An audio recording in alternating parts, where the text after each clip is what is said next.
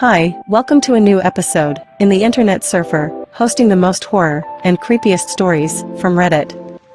Please don't forget to comment, like, share, and subscribe.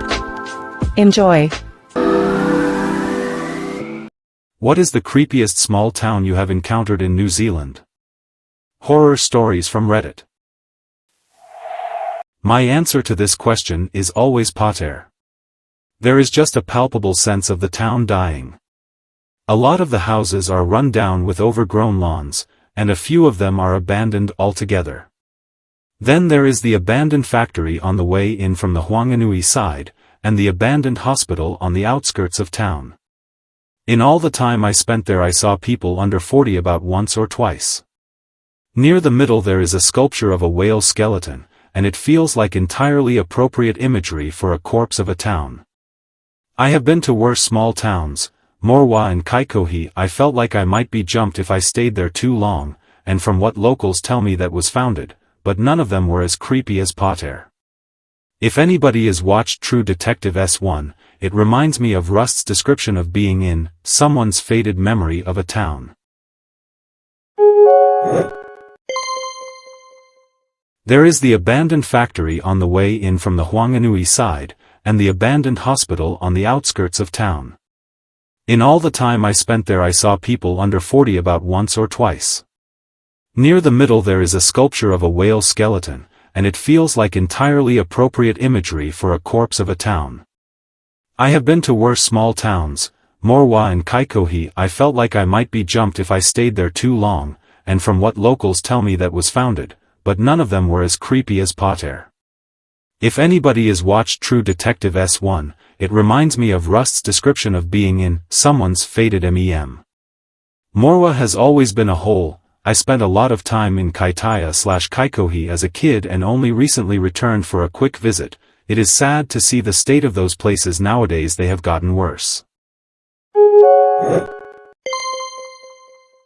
Murupara. My naive wife and I at age 24 or so decided to take the scenic route to a holiday in Gisborne by going by Lake Waikaramona. Murupara was the last stop before the rowers, and we quickly visited to find a dairy. We got so many stares from everyone when we arrived that we just hopped straight back into our car without even going to the dairy and carried on our merry way. Like Homer Simpson disappearing into the hedge. Then we discovered Google had routed us through what must be the longest unsealed road in New Zealand, which was a long nightmare. We ran out of time to see the lake much at all and arrived at our accommodation late at night, 4 hours later than we planned. Absolutely massive noops.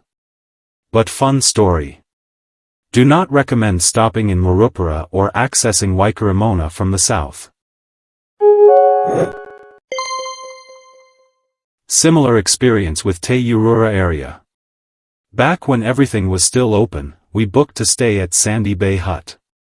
Saw the big fancy visitors center and walked in to get some water. Locals told us the center and Great Walk were both closed. We politely replied we were not doing the Great Walk and had already booked a different hut on the dock website, asked if we could fill up in their kitchen. They said nope, go to the campsite. It was a sunny long weekend, and we could not see anything online about the area being closed.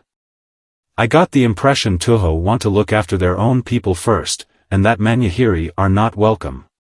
Which would be reasonable if they weren't using a $6 million publicly funded building, the website of which still states, Te Kara Whenua is a place that welcomes Manihiri into Waikaramona. We provide updated information and answer inquiries Manihiri may have for all activities and services in Te Urura. We encourage all Manihiri to call in and introduce themselves.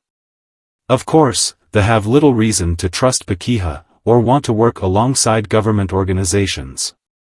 It feels like the land carries a lot of pain. I do not feel there is any good most people can bring to the situation by visiting. In 2011, I was coming back from Hastings to Palmy and got stuck in the snow. I think Struck could not make it up the hill at Norsewood and traffic was backed up. Cops came along and said the road was closing and to go to the school or pub. I went to the pub and spent a few hours hanging out with people off a bus there. Jumped in the snow with a random Canadian at midnight. They opened the road, but I was not allowed to go as I was driving a Honda Civic and did not have four-wheel drive. The pub owner let me stay the night, cooked breakfast in the morning and hang out till it was safe to go the next day. Would not take any money for it either. Hotel creeped me out at 3 a.m. when I got up for a wee though. I remember stopping in Norsewood as a kid with my family. My sister and I were walking around having an explore and they had this historic jail there you could go inside and look at, small building. Anyway, my sister and I went inside the jail building and next thing you know we hear the door slam behind us. We try to open it, but it has been locked. We start yelling and one of our family eventually, it was not that long, a minute or two, comes and unlocks it. There was a bolt on the door on the outside, and lets us out. I look around to see if I can see who locked us in there and can see this kid running away, so chase after him for some reason. I see him run into a dairy up ahead, so when I reach the dairy I go in and look around to see where he is, but he is nowhere to be seen. I assume his parents owned the dairy and he was just a bored kid in a town making fun by messing with outsiders. Good on him, to be honest, but it was creepy. Wangamomana, but context is important. A friend and I were staying in Hoira for a few days while visiting around Mount Taranaki and New Plymouth, and enjoying our short vacation. At the time we did not have a car, so we would rent them to travel around as we did not need a car for our everyday activities. Since we had a car and wanted to explore, we decided to just drive from New Plymouth towards Whanganui National Park and see the views at night, as we enjoy driving at night for the eerie vibes it gives. Now it took us a few hours to get to our destination, which was randomly selected by us from Google Maps, and we reached there just an hour or two after sunset, so it was properly dark. Our first reaction was, this town looks like it's stuck in the past, and gave Wild West vibes. That alone was spooky for some reason for us, but we liked that lol. We parked the car outside and went into the hotel, which had a restaurant/bar where the whole town was gathered that night. It was a public holiday, so that was the reason. Not very welcoming atmosphere, as everyone looked at us and it felt like they knew we were not from around. I am ethically Middle Eastern, and my friend is ethically Asian, but we are both Kiwis, while everyone within looked ethnically Caucasian, so maybe that is the reason they knew we were not from around, or that since it is a small town everyone is acquainted. After that we just ordered some food from the bar, and to our delight the food tasted unbelievably delicious and felt like their loves to put into it, unlike bigger restaurants that value quantity over quality. The price was average, I would say, but worth every buck. Unfortunately, since we arrived late in the town, and were going back to our motel in Hoira, there was not many activities or things to do in the town, so we decided to go back. The experience gave off an eerie atmosphere, but not a bad one, and we may return in the future, but we will stay the full day. I mostly only know the South Island. I thought Greymouth seemed like a depressing place and would not have wanted to spend a lot of time there. In terms of the North Island, I cannot remember the name of the town off the top of my head, but it was on the coast near to Napier. We were staying in a friend's holiday beach, and as luck would have it the house next door was the center of meth activity for the area, lots of gangster types driving round and junkies coming in and out. Nothing happened and nobody bothered us, but still made for a bit of an uncomfortable stay, as we felt we needed to have our eyes open more than usual, and some of our group did not feel comfortable hanging round there on their own. Even Christchurch seemed a bit hectic in places. My sister lives in a nice area and has been victim to a violent home invasion. Her husband and daughter were attacked in their own house. That was shocking to me, because in the UK people do not tend to try and rob houses when the owners are home. Burglars wait till you are not there. For me, it is Ross on the West Coast. A friend of mine and I have spent about 10 years touring historic pubs, as life allows. Of the many pubs we have been to, in and out of NZ, the Empire in Ross is the only pub where everyone did that classic movie trope of going silent and looking at us when we walked in. We had just driven over an hour in the dark during a ferocious downpour, and the vibe was so utterly hostile we nearly turned around and walked back out. There was no one at the bar, so we stood there for an uncomfortable 2 minutes until someone stood up from a table, walked behind the bar, and just stared at us. We asked for 2 beers which were served wordlessly. We drank them and gapped it. We are 2 very normal middle-aged men, so there was nothing about our appearance that would have outwardly warranted the reception we got. It was just clearly a case of, "Ye aren't from round here, are ye boys? The town is fine but hate the guys at that pub." Mr. Foursquare. From a tourist attraction perspective, would have gone with Balclutha. One of their only attractions was a house called Dolly World. None of the locals ever went there, probably because it was too eccentric. My brother came back from Australia with his now wife a few years ago to meet the family for a milestone birthday of someone's. Decided they would have a look at this place. Well, they entered a musty old house full of vintage dolls just staring at you. The owners, bro, could not work out if they were siblings or a couple or both, would hover near them in every room. Just gave my brother and sister-in-law the real creeps. Still like to remind them of that visit, just to see their reaction to the memory. Huanganui. Or somewhere near the city, as I do not remember exact location. It was a unique experience for us as we did not interact with any locals. It is more about the overall atmosphere. During our travels around the North Island, we decided to pay a visit to a local beach. It was one of those evenings with a blood-red sunset and an eerily quiet city. No cars on the street, no people around, no sound. We drove by something that looked like an abandoned factory or some sort of industrial area, and the streets were lined with houses with no lights on. The bloody red reflection on the walls added to the eerie ambience. It felt as if we were being silently observed from behind the curtains of those houses. It was the creepiest yet most incredible experience for the horror games fan. In the end, there was a vast beach with a stunning red sunset. Absolutely amazing. Millerton is a tiny town on the west coast of the South Island. Traveling north of Westport is a dead end, and Millerton is inland via a blink, and you will miss it turn off up a steep hill from Granity. The old main road has had a big slip and isn't going to be replaced. You can walk along it and there's a massive hole in the side of the road that is scary, so now you get there via the road to the Stockton mine, which is one of the fastest roads I've ever driven on. So, it is a dead end of a dead end of a dead end. Everything is run down, being in a rainforest it is all overgrown. It is frequently covered in mist. There are old bathhouses and mining relics and other historic sites, which are barely signposted.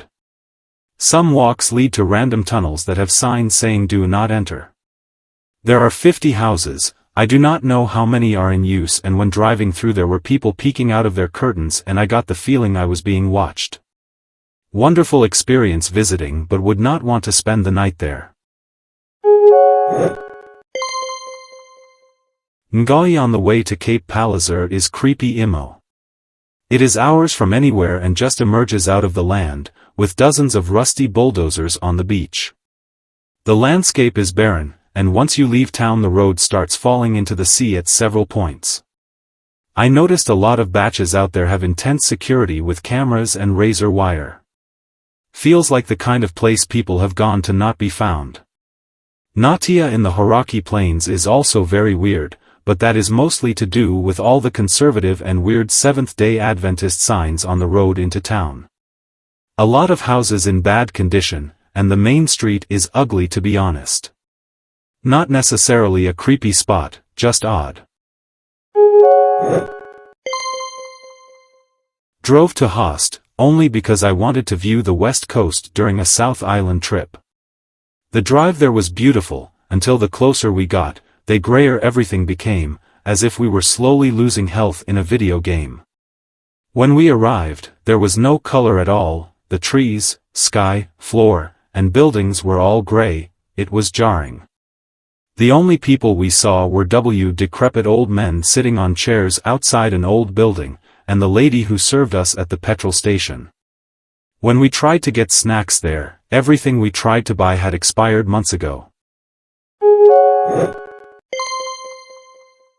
Seacliff, small village/town 20 minutes outside Dunedin.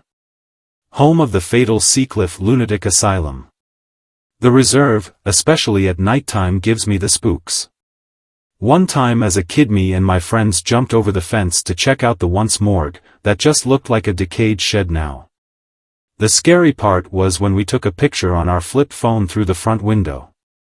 After it was taken, we looked and could not believe our eyes. There was a skeletal figure in the window, staring right back at us. We quickly ran and jumped over the fence. Few rips in our jeans followed. Love Seacliff though, grew up there my whole childhood. Not long after I moved to NZ, I went to Castle Point, and while the town was nice, I stayed in this old pub, and I just got the vibe that the people did not really want me there. I came up to work on an assignment and it felt like they did not like this big city, university boy coming up. One night I was sitting in the pub eating some chips, and this old tardy man turns around and goes, "Do you want to eat those any louder?" I was just eating at regular chip volume, and it was like he wanted a fight.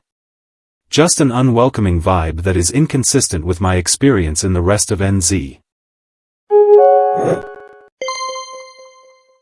I went down to Otago for a holiday a few years back as a friend from Auckland had bought a lovely house in Oamaru and moved there.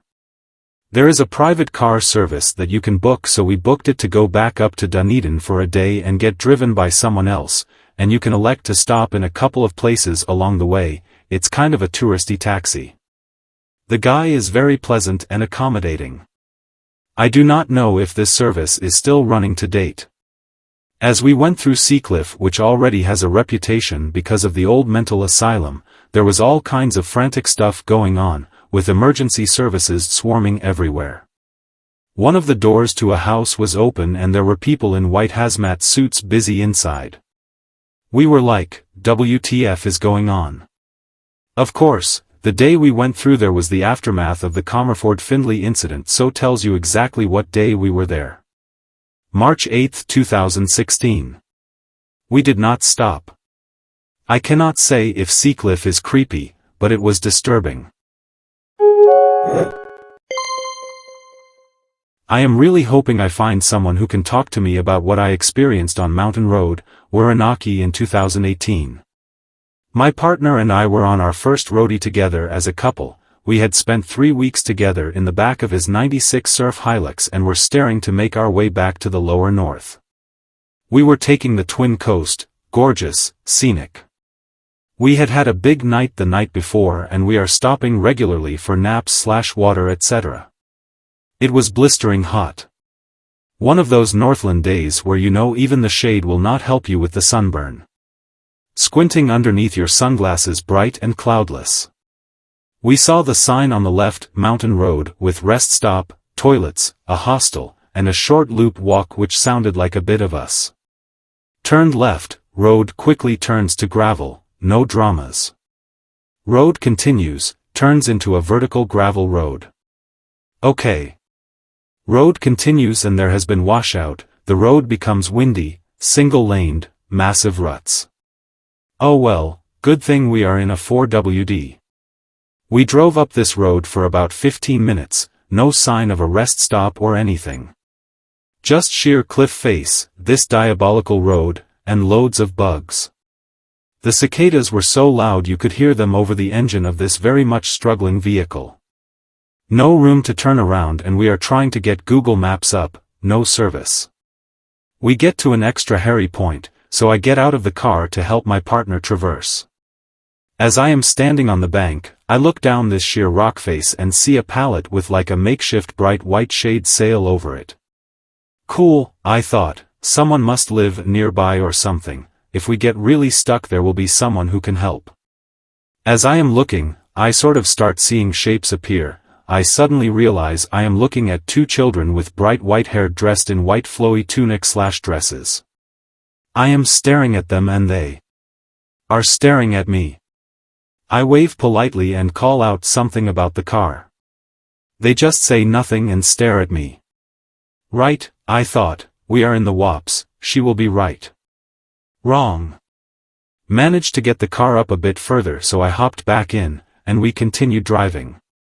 No sign of this lodge that was supposed to be here, and we are thoroughly perplexed at this point. As we keep driving though, we notice more of these little makeshift shade sails. My partner gasps and points up at a group of 6 bright blonde-haired children, again, in white dresses. I recount my experience to him. He looks deeply concerned. When all seemed lost, we finally come to a clearing with an overgrown DOC sign, 6-foot track.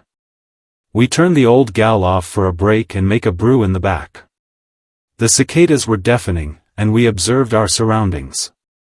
No houses or signs of life. A pieced-out red Corolla, no windshield, covered in the dust from the road. Looked like it had been there for at least a decade. An old bus. A bus? I stared at the bus. I stared at the surf.